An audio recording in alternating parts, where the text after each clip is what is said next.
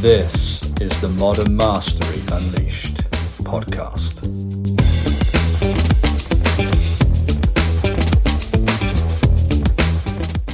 This episode is for all of you foodies out there. I am really excited to welcome Dajana Paliokaite. She is the owner of Mindset Kitchen, and she also does a podcast that you must check out. I need to actually come into town to attend one of your podcasts, Dajana, because they're just brilliant. But thank you for joining us today. Thank you for having me. I always wanted to see your face. I've seen you on social media and finally we are here chatting together. I really look forward to this and I hope we have a lovely chat. Not I hope, I'm sure we will have great fun chatting. I know we will because, right before our conversation, we were talking about some very juicy things. As you guys all know, Modern Self-Mastery Unleashed. We're all about breaking free from your limitations and embracing everything about you so that you can achieve limitless success. And I think some of those things about you may think are maybe not your best things or your weaknesses, however you want to label those. I've got my air quotes in for anyone who's listening. But the thing I love about Dajana is that she combines her passion for food with personal growth, with mindset, with overcoming, overcoming obstacles, you name it. Anything that can seem like it's standing in our way, but actually it's happening for us in some way, shape, or form. And so what I wanted to kind of start off with, Dajana, is what inspired you to create the Mindset Kitchen podcast, the Mindset Kitchen brand, business? So curious about this. Thank you so much. Thank you for your curiosity as well and introducing me so nicely. Where do I go back? I could go back to many years ago where I knew I love food. I'm all about food. My life is food. And when I came to the UK for the first time from Lithuania, my late husband took me to a first Michelin restaurant. And I was like, wow, now this is delicious. Now this is amazing. And I think the food journey started from there on. As I started working my way in career, I was making more money, which meant that I could go to many more restaurants and been going to many restaurants in London than making actual trips abroad to go to certain restaurants. I loved food. And I never really thought that I could make food as part of my journey, as part of my career. I did want to, and I used to be envious of, let's say, food bloggers or what do you call the people who come and give Michelin stars to a restaurant and they all, go in pretending to be a regular customer. I wanted to be that. But I'm not that. However, essentially, all those dreams, everything led me to a certain way. Now, where I come from, my life, everything matters as well to my journey.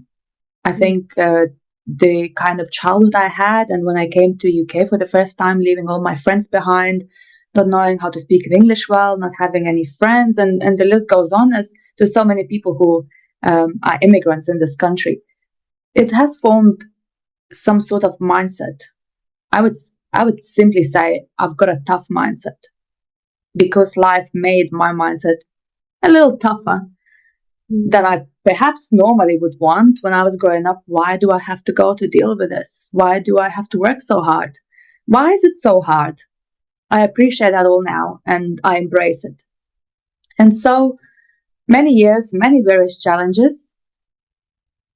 One in particular, 4 years ago when my husband passed away, it was a huge challenge. But at that time, I was already with a certain mindset. I was quite tough. And when he passed away, I had 11 months old son. And then COVID lockdown happened 3 weeks later. Essentially, you could think, wow, really like the worst scenario. But to be honest, I appreciate COVID. I appreciate it. Yes, whilst a lot of people were dying and hurt, my life was also painful at that time. And I didn't feel like I was any different, because whilst my husband passed away from cancer, there are loads of other family members are dying from COVID. I decided to embrace that chapter in my life and make that chapter my best ever chapter. And so COVID allowed me to find peace within myself, appreciate loneliness and embrace it. I created various ways to continue my personal growth, leaning onto grief. And so that again shaped my mindset profoundly with the next 4 years. And I'm so grateful for it, because there is nothing else I could have done. But what I've done is what I would do over and over again. And I'm proud of those previous 4 years. So when I ended up in my new house now 3 years ago, I decided to quit my banking job, which I really started to enjoy. I had a lovely team. Everything was really going well. And I really worked hard for it to be there. Years of hard work in that career. So when I quit my job, it was really scary. Leaving it all behind, working so hard, having that job as my dream, dreaming about it, it felt quite scary step at that time. But together, I knew that what scares me is what I'm meant to be doing. And now it's one of my biggest mottos. Whatever makes you scared, it's the sign you're meant to be doing it. And so I embrace it constantly. And a year and a half ago, this idea came about where I would love to do something with food. So it could be filming in my kitchen. But then I love the mindset because I've been reading a lot of various books by various people. Joy Dispenza, watching Tony Robbins, starting to join various podcasts, and basically, as I call it, I'm washing my brain with even more positivity and looking around at other people to find myself relatable to them. And then I thought, well, I want something about mindset. I want to be this inspirational show, not just food. And so I literally said, it's going to be Mindset Kitchen. Simple as that, because that's exactly what it is. So I'm not really Gordon Ramsay chef.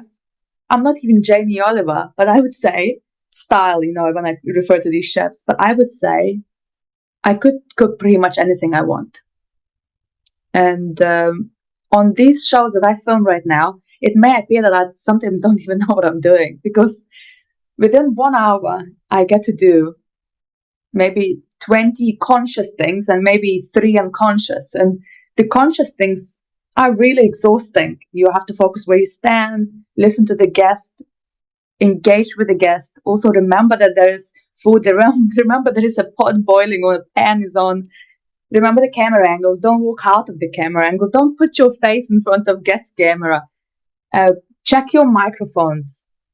Check your arms. Check everything, Natalia. So it's all absolutely mind-boggling, crazy. But every single time I do each episode, I learn so much more. And every single time I'm embracing those things that I am not good at. And perhaps, my weaknesses, as you referred. I have so many of them. But also so many of them they no longer are. And that mindset of continually growing and evolving. And I think what helps for me is finding out what is it that I'm not good at yet? What is it that I can become better at? And then how can I do it? How can I become better at it?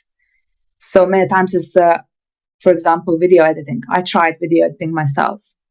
Absolutely no. And I keep on saying to all my guests, look, I cannot be a hairdresser and a dentist.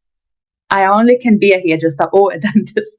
So I have a great video editor. He helps me with that. Now, there are loads of other things that I could get help, but then I also need money for it. And, I cannot just pay for all the services, which means I have to do loads of things myself and embrace all these things that I'm not good at. So the idea was really born for few reasons. Is to inspire other people to believe themselves, to go for it, to make the first step. Even if you have no idea where to start, you will always know first step. And also to have fun, to find something in your life that you enjoy. So if this is my career, I'm having fun, but don't get me wrong, this fun is bloody hard. So the fun and the hard, it almost goes together. And I know I've heard from so many people in my life that say, well, it's hard, so it can't be fun. But it's fun. The hard has to have fun. Fun will have to have hard work in it. It's no way. So I'm doing this because I'm growing. I'm even learning cooking. Even, looking at different recipes, guests come up with various meals that they want me to cook. And I'm like, oh, never done this before. And I cook and it's not right. And I cook again, it's not right again. I'm like, I don't have time to practice anymore. And I've used a lot of ingredients. So I'm just going to wing it. Just going to do it on the show. And it works out. And if it doesn't, I always say it's meant to be there for a reason. It didn't, which means people now see that I am not perfectionist. I'm still learning. So sometimes I say to my video editor, just don't cut out those things where I just oh, what do I say next? Or looking around or oh, I forgot one ingredient. Just leave them. They're there for a reason. Mindset Kitchen is to show that there is growth in everything. And I want to inspire people either by, let me try cooking. Oh, let me try reading this book. Or let me try and say this mantra to myself now. Take this quote from this person, take this message and apply it to my life. It can be applied in so many various ways, or just giving it a go and making those dreams happen. There was so much goodness in what you just shared. And you were talking about, let me just try and see. Jen Sincero came to mind. I don't know if you've ever read her book, but I haven't. So she writes this book called You're a Badass. And I listened to the audiobook, and she basically says this thing, I'm just going to try and see if this works. You're not going to know unless you try. The only guarantee to fail is to not ever try, is to hold yourself back and think, oh, that's not for me, or I'm not good enough, or I'm not perfect enough, or whatever, insert imposter syndrome, because there's various types of imposter syndromes. We hit on a few: perfectionism, the super genius. You feel like you should know it because, you just are that good at it. And it's like, no, everyone starts from zero. Everyone has to evolve, as you said. This is this whole journey of life. And it's funny when you were talking about leaving your financial job. I left my wealth management job as well, 7 years ago. And it was the scariest thing, but it was the excitement behind the scary. And I want to touch on that for a second, because you said, just do it scared, and for the listeners who are saying, well, how do I know if this is a good scared or a bad scared? What would you kind of say to them if we were to say, Dajana, what would you say to that? It's a very good question. And I actually written something in my previous blog as well about that. It's a good question because we all ask that. And there is heart and there is head. That's how I look at it. So if it's something scary, try to tune in to your heart rather than your head, because your head will always say it's not a good thing. This is a bad scare. You should not go for it. You're going to lose money. You're going to not succeed in this new venture or whatever you want to do next. Just don't do it. Don't be stupid. If you tune in more in your heart and what your heart says, and there are ways to do it, then you will know you're making the right decision and it will feel good on your chest. And I guess if somebody told me this 5 years ago, just tune into your heart, I would be like, well, easier said than done. How do I tune into my heart? And it's probably requires you to want to tune into your heart in the first place. You need to want to reach your heart. And if you want, you will reach. The simplest way to do it is ask yourself a question. Should I be doing this? Should I be quitting my job? How does that feel? And if you only feel in your head, it means you haven't touched your heart yet. And so every day ask yourself that question until eventually you will start feeling it. How it happens to me.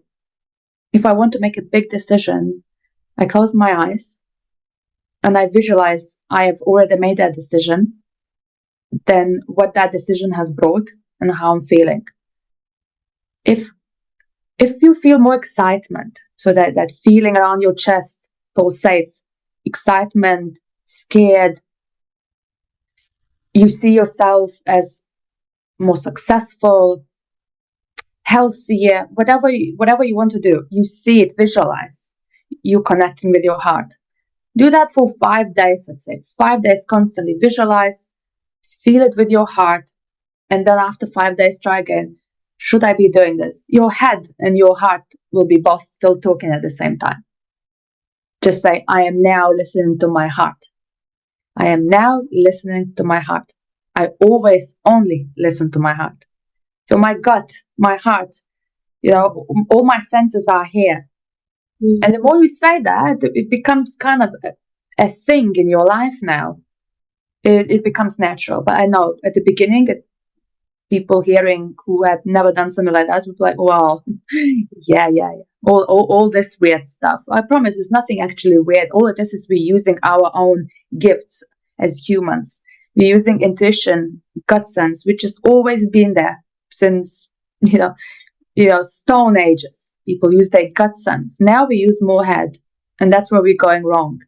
So the simple method is always just keep affirmation saying, I'm listening to my heart and my gut sense. And it will eventually come. And then I guess make that decision, see what happens and say, thank you, my gut. Thank you for leading me this way. And then you'll become brave. You'll become more confident to make these decisions, knowing that you can trust your inner instinct. Because head is always going to be wrong. Head is just a little common sense that will step in to interfere with your good choices. I hope everyone is hearing the absolute gold that you are just sharing with us, Dajana. Like, I love that you went to how do you feel? And how do you feel in your heart and your gut? That second brain. And when you were saying, I was starting to get a little emotional. I was like, oh my goodness, because what you're saying is really how do you connect more with yourself? Not your thoughts. Like, yes, you are your thoughts, your actions, your behaviors, but how can you take more, I don't know even if control is the right word, but how can you take more ownership of those kinds of tools that you have at your disposal, knowing what matters to you, your values, that also makes decisions easier, but it also has to do with, knowing yourself on a level that's not so surface, where you get to really visualize. Like, I love that you went there because you didn't just say, close your eyes and visualize. You said, close your eyes and visualize as if you already made the decision.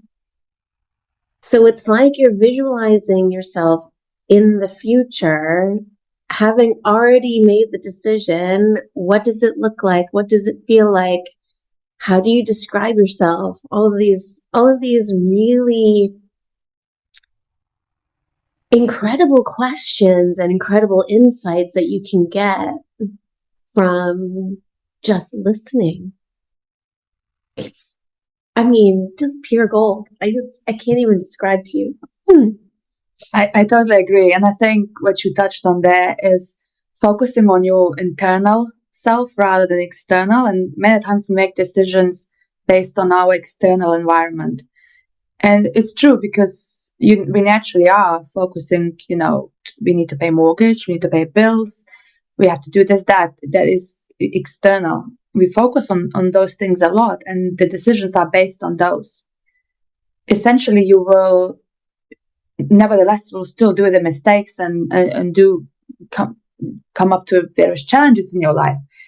But when you turn everything internally, all the decisions made from your internal environment, whereas you detach yourself from anything and everything you have and simply feel, the decisions are pure and always make sense and always right.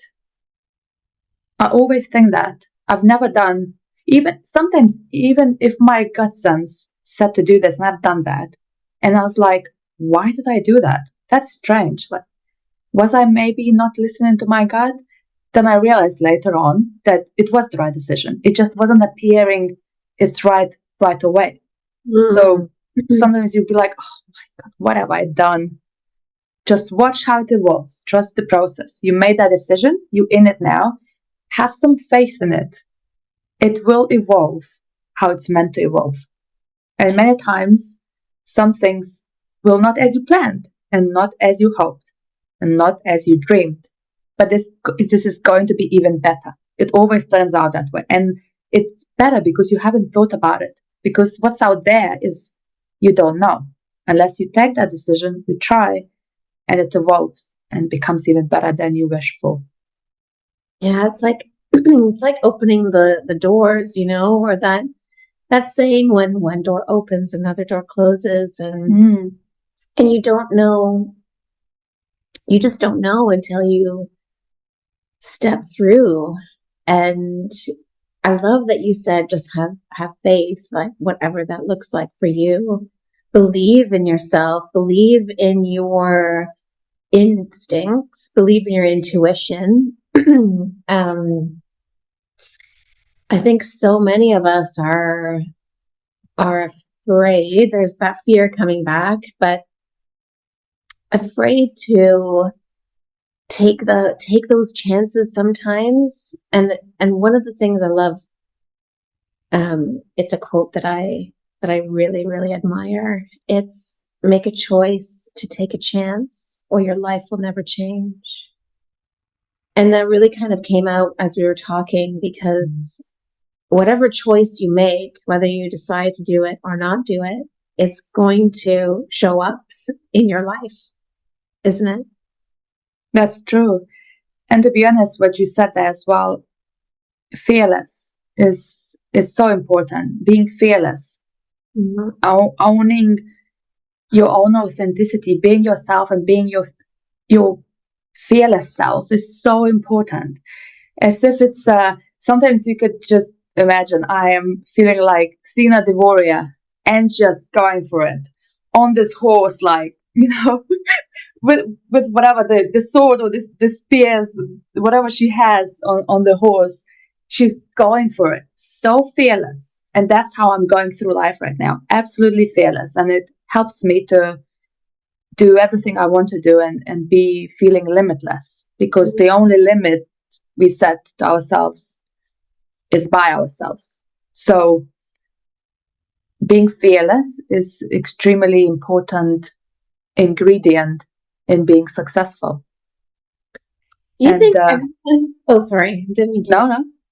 Please go ahead. I was going to say, do you think everyone should have, and I don't like to use the word should, but do you think it helps people to have this fearless persona? Like, I love that you went with Xena, the warrior princess. Just came to me. I actually see her in you. I really do.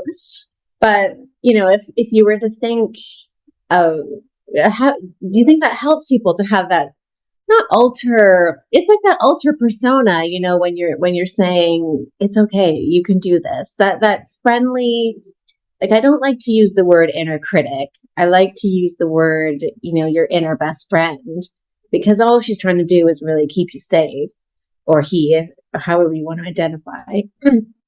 But I love that. I don't know. Do you think it helps to have that alter persona to tap into sometimes? I don't know. It's probably just I'm quite visual person, so it probably would. You know what? I'm just thinking now how many times Xena the warrior came into my mind when I was feeling scared, and you know what? It probably came in the past as well. And I used to watch her as well when I was younger. Watch the show. So I'm thinking, whatever works, to be honest. Because to so many people, there has to be a way to embrace the fears. And there are different ways. For me, just certain mantras in my head. I have lots of self-awareness by now. I've qualified coach as well. So through that and through trying to identify my own weaknesses, my own fears, I've created this huge self-awareness. So I instantly notice when I'm scared. I instantly notice when a negative thought comes to my mind. It's so instant that I only allow it for like a minute to understand why is it coming. So sometimes I'm anxious about something. And that's the thing, is having a tough mindset is not having fears, anxieties, and stress. It's how to manage them and how to live with them, embrace them, and kind of like brush them off your shoulder, and then you go where you come from, kind of thing. So they're always there. And when you accept that they're always there, then you try to find ways to manage them and overcome them. So imagine you are a warrior or some sort of Hulk or anyone else that you would like to imagine that will give you inner strength. Why not? To me, mantras help. I usually say to myself, well, what is the positive of this negative thought? I find it positive and I keep on saying that positive. Or what is this fear? Where did it come from? And I'm brushing my teeth probably at that time, because usually they come in the morning. I kid you not, all my fears and all anxieties, they just I wake up and they just fall on top of me, because they know this is where I'm mostly going to receive them. I don't know, whoever sends them, they mastered me. So they all come in one go as I'm brushing my teeth, and I'm thinking, why is this fear here? I'm like, okay, and then I remember, okay, embrace that fear. The success or whatever I want is on the other side of that fear. And so I'm going to do it. I'm going to do this fear on purpose, I'm actually going to do this. And then I am doing it. And then I overcome it. It's all about, again, being brave and fearless to even face that fear. It's easier said than done, I agree. But it only takes one time, one go, that first step. Then it gets easier and easier and easier. And then you you call yourself fearless if you want to. Because the fears will still come in, but you are fearless because you can conquer all of them. That was very powerful. And I love that you talked about that compound effect. That as soon as you make one difficult decision, or what you feel is a difficult decision, it could just be getting out of bed in the morning. Let's face it. Some days are just like that. And then, or it could be something, much, much more than that, where maybe it's a business decision, or it's something to do with your relationships or your finances, or any part of, any of those areas of your life that make up who you are and your state of being. It's having that awareness, like you said, and that is so the first step, is having that awareness. And one thing I'm curious, because we've talked about a few different things, but is there anything specific that you would share with people who are dealing with a difficult situation right now, or who are really struggling right now? Is there anything that you would say to them from your coaching experience or from your life experience, something that's sort of like tactical or strategies that they can use to try to reframe or shift that perspective? It's exactly what you said. Reframe. Everything comes when you reframe everything. So, for example, we are all going to experience challenges in our life. we all need to experience challenges in their life, looking at them as they meant to be happening, as they meant to happen in your life because you meant to grow and evolve. So I could talk about so many different, let's say, I'm doing inverted commas now, strategies. But I think it is about, again, if you have the awareness in the situation, because let's say, obviously, this is a bigger thing. You can refer to a simple challenge as, I'm buying a house and I want to put off on this and this, and I can't make my decision, and it's being pressured, to what to buy, what shoes to buy, lots of difficult situations where a person doesn't even want to get up from bed because life sucks and everything you've so far done, nothing worked to anything. I say it always has another side. Every single situation will have another side. So when my husband passed away, for example, I sat there one day and kind of had a little conversation with myself, almost reflecting and reframing. Not why did this happen to me? Why did this happen to me? So you look into the situation as an outsider almost. Step out of that situation. That is quite helpful. And as I'm talking now, I am thinking a lot in my head because I don't have a laid out answer to give. But that's one of the examples that I've done from my own life. So you step out of the situation and think, why is this happening to you? What you meant to be doing? Because once you are in a difficult situation, you are the difficult situation. You in it. So to step out of it is also quite hard. But if you just take a moment to say, well, I want to step out of this. I need to focus really clearly. Why is this happening right now? Why is this particular challenge is being sent to me? And you look into it as an observer almost, as a critic, and say, well, surely there must be a reason for it. Let me look for a reason. And then slowly, once you planted that seed of reason in your head, I kid you not, you continuously look for it. I found my reason why my husband died. I choose this to be my reason. I think it is my reason because I feel it in my gut and my heart, is to inspire others, to share my story with others, to be myself with others. That's a big reason. To fight my fears, to do things I love in life. It had to happen, my husband death, for me to do this. This is how crazy it is. But so all the things that happen to you and that challenge that you're facing now, there is a big, big reason to it. And it's hard to see positivity and light for it. But there is a light. It actually surrounded with a lot of light. You just need to come out and be in the light and follow it. So in terms of strategies, are probably, again, just being aware of it, what's happening to you, and not being controlled by it. And we will, all of us, go through horrible things continuously in our life.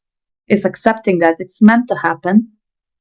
You're not the only one who's experiencing horrible things. So perhaps using a little bit of appreciation and gratitude also is an amazing thing. And I've written in a blog as well that I appreciate my husband's death because that's my positive spin on it. Because if I hate my husband's death, I will attract a lot of the same. I will attract the hate. I will attract the bad luck. I will attract all the negative emotions and feelings that I relate to the word hate. And I don't want that. And my husband wouldn't want me that. So let's do this. Let's be grateful. You're going through this because you're meant to go through this. You're going through this because it's going to teach you something. You're going to grow. So if you start looking at the challenging situation that way, as you said, reframing it, however fake and weird it will sound to you at that moment, because it will be like, oh my God, how can I say that? It's horrible. How can I say that? My husband's death is, I appreciate it. How can I possibly ever say that? But you see, I do say that because I made it that way, because that was one choice I had. and I wrote in my blog, you always have a choice, is in whatever difficult situation you are in, you always have a choice. You don't have to be forever in it.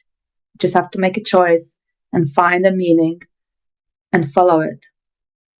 And be grateful for it, however awful they may sound, because gratitude will attract lots of positive energy towards your life, and you will get out of situation much sooner than if you hated your situation. Oh my gosh, I can't I can't tell you how much this resonates with me, and I know Paul would feel the same, because Paul lost his mom last year and I lost my dad last year. And just I'm grateful that I've done the work. If that maybe had happened 7 years ago, before I went on this self-discovery journey and became a wellness coach and a life strategist, and I would have probably stayed stuck in that state of, why is this happening? It's not fair. Da, da, da, da. My dad also died of cancer. And it's just like, there's so many things that you can just say, that's just unfair. But every day I think of all the memories I'm grateful for, all the lessons he taught me, all the memories, the beautiful memories I have. And it's just that reframe right there. It puts you in a totally different state.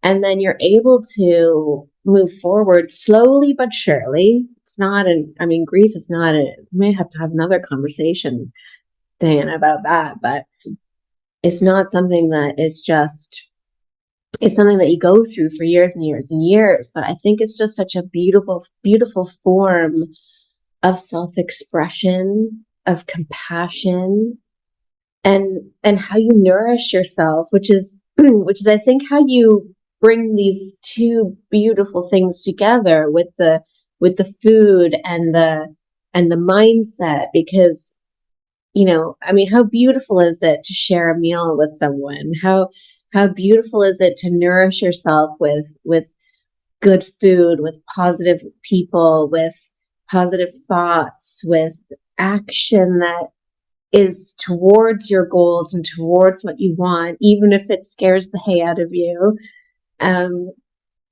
It's that food for the soul, that mind, body, spirit, and soul. And I just love where this conversation has taken us around growth and evolution and self-discovery and gratitude.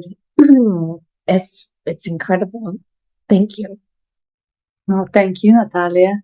And I guess we did touch up on mindset elements.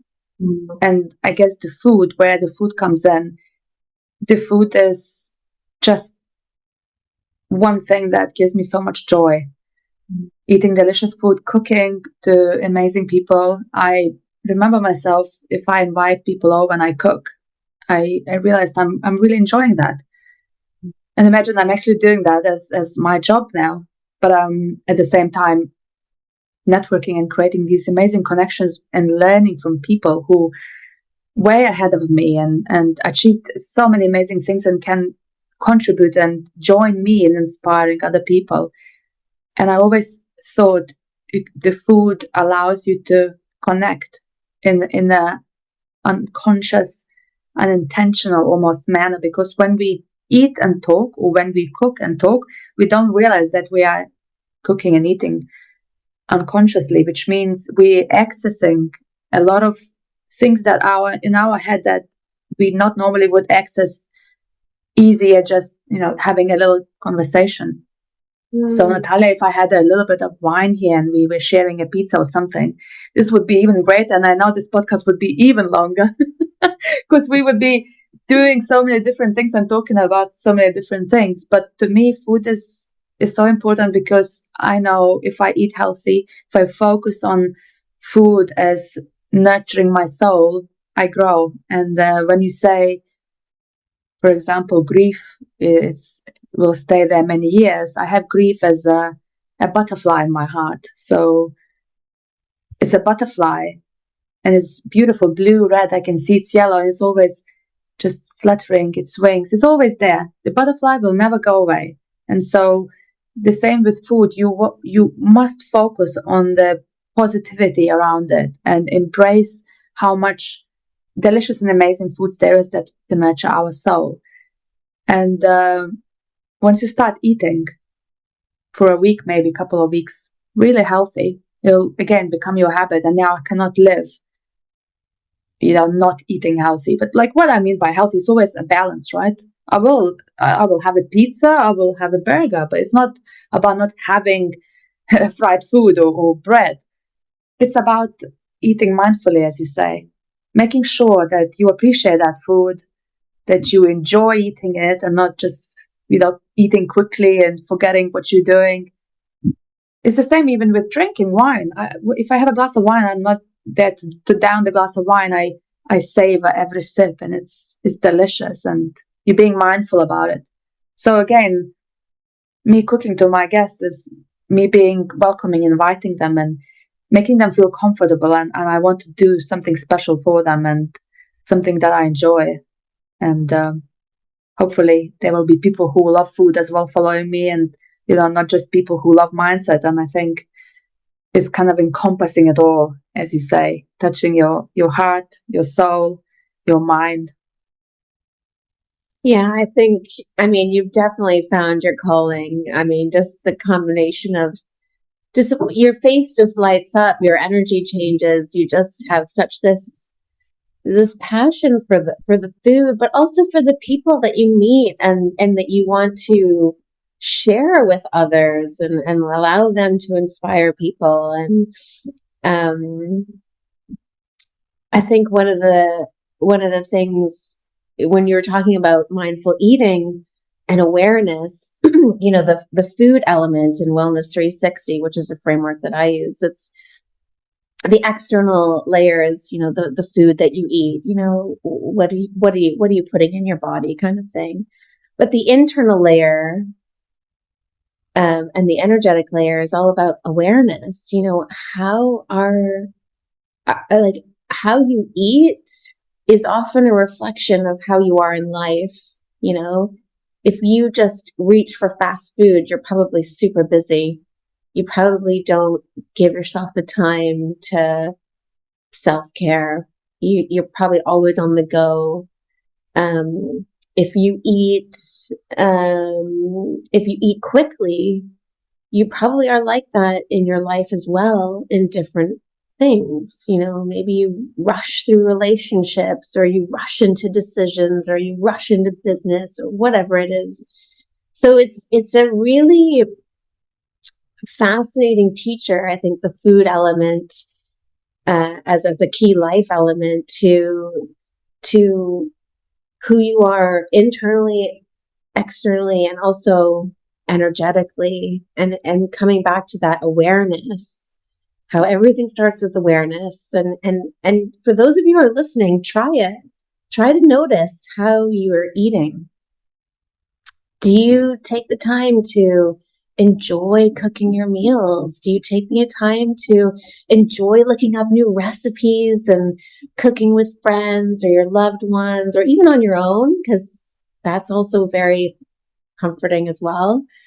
And yeah, there's just so much in there about food and mindset together. And I think you've just combined them beautifully. And I hope everyone listening, you've walked away with some really interesting and diverse strategies, actually. We talked about notice how you eat. We talked about reframing your negative thoughts or negative situations you feel like you're in, how to visualize more intentionally, visualize yourself after the decision. How is it different? How do you feel? So there's so many golden nuggets that we touched on here, Dajana, and I just want to thank you from the bottom of my heart for taking the time to just be with us today. And I know this is going to be the first of many podcasts, and I'm going to have to come in and see you for sure and share that pizza. Definitely. Definitely. You are so welcome. Was there anything you kind of wanted to leave, any final thoughts you wanted to share because I know there's absolute gold and diamonds in here, everyone. If you've been listening, if you're just catching us now, go back and listen to the beginning because it's been amazing. Thank you so much. I truly enjoyed sharing everything. I just wanted to say, I am not the one who mastered it all. I am just simple human. What I did was believe in myself. And I think, believe yourself, give a go. Life is too short to be wasted on being, doubtful, fearful. No point. Just reframe everything. Be positive. And I mean, I'm still doing that. I'm a human, so I get hit by a fear or two, on a weekly, monthly basis. And I overcome them by doing them, facing them. So would love everyone listening to just face their fears. Be humans. Don't think you are never going to have fears. We all will have them. Just face them, embrace them, and be you. Well, I mean, that was a beautiful ending. Thank you so much, Dajana. I can't wait to release this. You guys, if you had value, please share, please subscribe. Please go and follow Mindset Kitchen. We'll put all of Dajana's links around because you'll definitely want to tune into her podcast as well. And we can't wait to have you back, Dajana. Thank you so much. Likewise. See y'all soon.